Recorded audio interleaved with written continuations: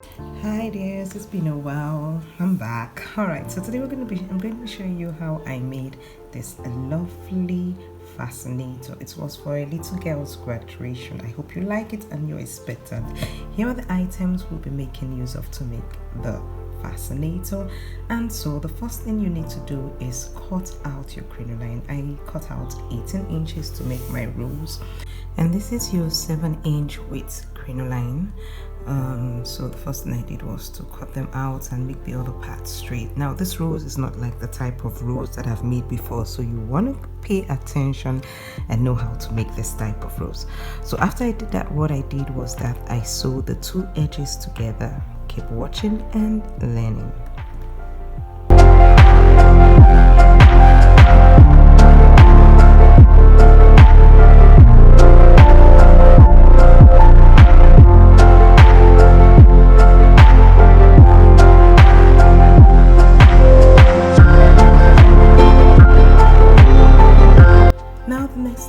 Do is to roll it up like you see. Just keep watching. If you don't get it, you can rewind.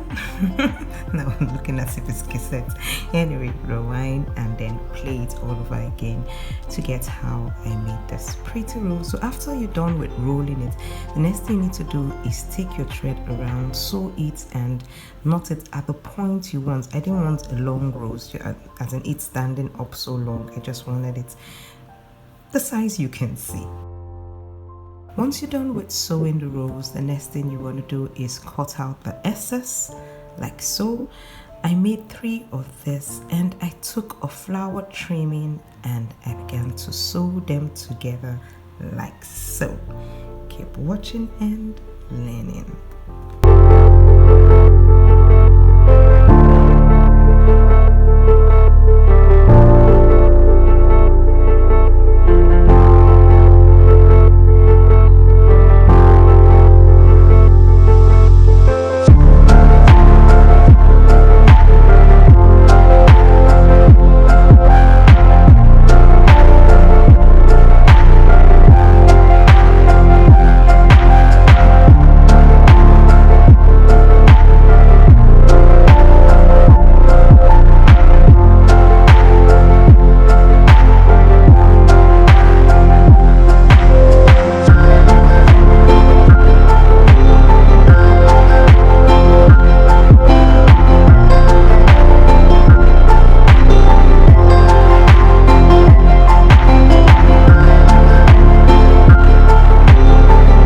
Sewed it together, the next thing I did was to take my comb. Now the little girl was going to be wearing gel head with a board in the middle, and the best to use was a comb.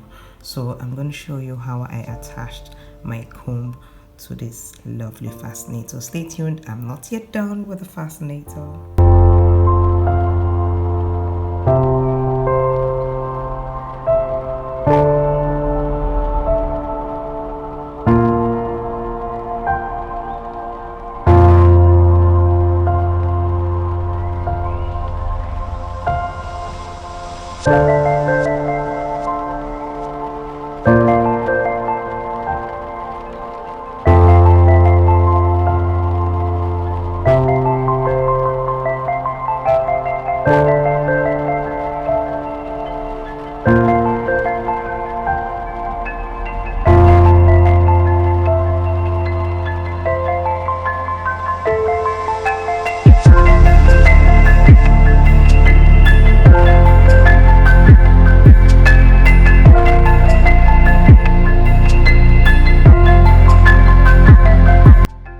Then I decided to take a piece of bias and cover the part that I sewed. Keep watching and learning.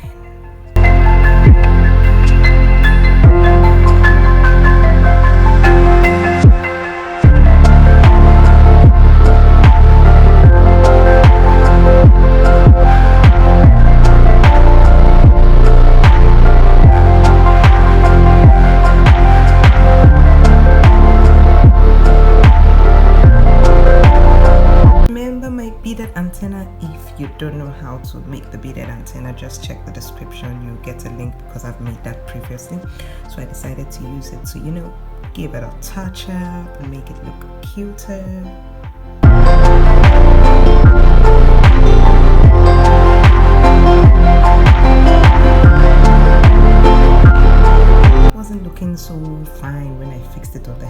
showing the bias behind, and I decided to use some parts of the trimming also, and I stuck it behind, and that's how this lovely ash fascinator came along. Do let me know in the comment section below what you think about this fascinator, and if you want to know more on how to manipulate crinoline to make various hair accessories, you need to join us in the Craft Academy and ask for Crinoline Masters Class. Trust me, you'll be glad you did.